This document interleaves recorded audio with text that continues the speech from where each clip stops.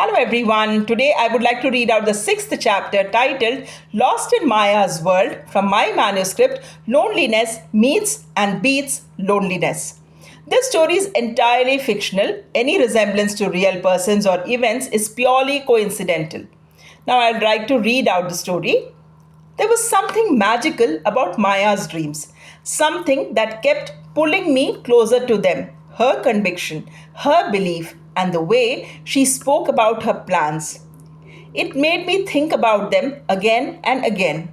The next day, my husband had left for work. I was in the kitchen preparing lunch. As the sambar boiled on the stove, I looked at the kitchen wall tiles and suddenly Maya's world came alive. It was no longer just a wall, it was a screen, a story unfolding. I could see Maya sitting with her jewelry designs, sketching, erasing, trying again. But something was missing freshness, ideas. She paused, frustrated, and then I heard her voice. Why am I not able to achieve anything in life? I tried magic, I failed, and now this, I'm failing again. Where is my life going? She was alone, completely alone. She closed the door and broke down. Why is life so cruel to me? Why do I always fail? Why do I lack creativity? Why am I losing everywhere? Those were her weakest moments, moments where even the smallest failure felt like the end. But Maya didn't stay there for long. She got up, wiped her tears, and turned on some music. First, pop songs. They slowly brought back her smile. Then, classical music, and she began to dance. For a while, she left everything behind, even her unfinished designs. Those were the days when she was fragile, easily broken, easily shaken. But every time she broke, she rebuilt herself. And one day she made a decision. If I keep living in my past, I will never move forward. From that day, she stopped depending on anyone. She started doing everything on her own. And then she stepped into a world where she would look beyond herself and focus on the problems of the world. She kept her plans secret, hidden, locked away. If I fail here, no one loses anything. It doesn't affect my personal life, so maybe it won't hurt. Inside her home, she began building a fantasy world, a world she believed would become reality one day. She created solutions for every problem through stories, through imagination, through thought. Years passed, and with time, a stronger Maya emerged. Her husband got busy with work, traveling more often. Her son moved away for his studies, and slowly Maya learned to live alone. Surprisingly, the loneliness didn't break her. She had changed. She was no longer the same Maya. She had become someone new.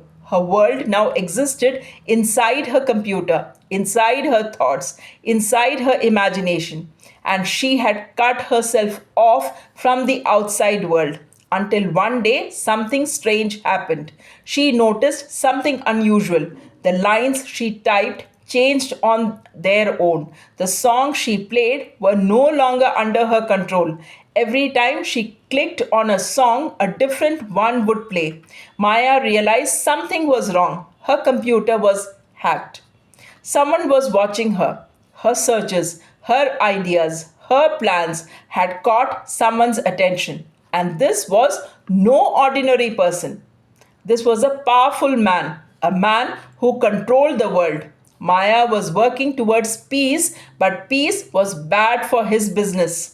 His team monitored people like her, people who dreamed of changing the world.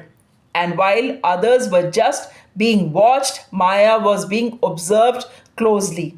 He knew everything about her, every detail, every thought.